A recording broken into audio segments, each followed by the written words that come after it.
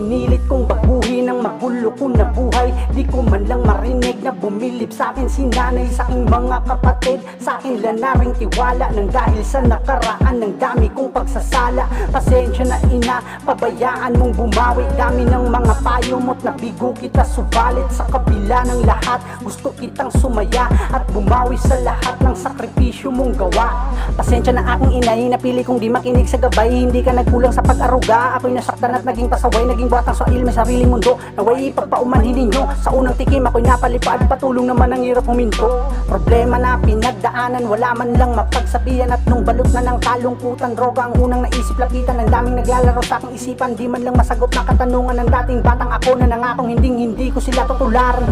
Pero bakit ganito ang natamo? Noon ayaw sa kanila, ba't isa na rin ako? Susubukan ko pa rin ayusin ang lahat ng to. Babaguhin ang sarili, lalabanan ang tukso. Gagawa ko ng panibago kong yugo. Kakalimutan ang lahat sakit na natamo. Hindi ko pababayaang masira lang ito. Mga pangarap ko sa buhay, tutuparin ko.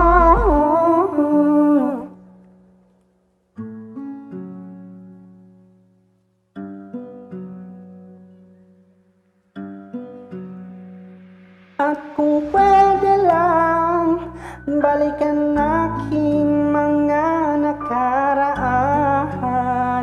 Hindi na ako dyan dadaan sa madilim na daan, sa madilim na daan, sa madilim na daan, sa madilim na daan. Pero kahit papano ay salamat pa rin sa iyo ma, kasi kahit ako'y mali, alam ko na kakampi ka. Mahal na mahal kita ma, kahit ano mangyari pa sa akin, wag na mag-alala, ako ay magbabago na.